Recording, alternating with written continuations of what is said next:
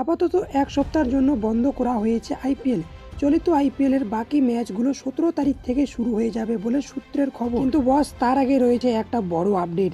সেটা জানার আগে তুমি যদি কেকেআর এর ডান হাত ফ্যান হয়ে থাকো তাহলে অবশ্যই একটি লাইক করে চ্যানেলটি সাবস্ক্রাইব করবে। তাহলে জেনে নেই কি রয়েছে বড় আপডেটটি। আপাতত এই বছরের আইপিএল এ মোট 58টি ম্যাচ খেলা হয়েছে, আরো মোট বাকি রয়েছে 16টি।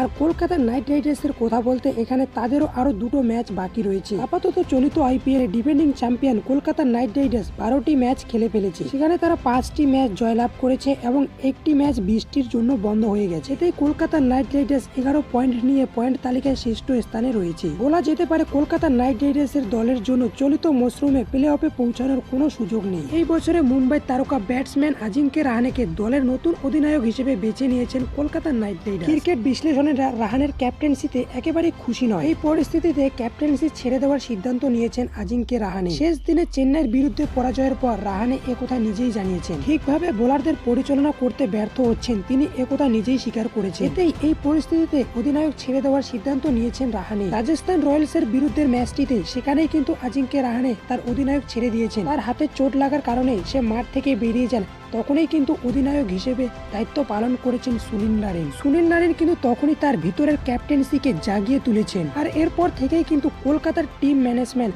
আগামী বছরই সুনীল নারিনকে নতুন অধিনায়ক হিসেবে পেতে চায়। এরপর হয়তো এই বছরের আরো কলকাতার দুটো ম্যাচই সুনীল নারিনকে নতুন অধিনায়ক হিসেবে দেখতে পাওয়া যাবে। তোমাদের কি মনে হয়, সুনীল নারিনকে কি আমরা নতুন অধিনায়ক হিসেবে দেখতে পারবো?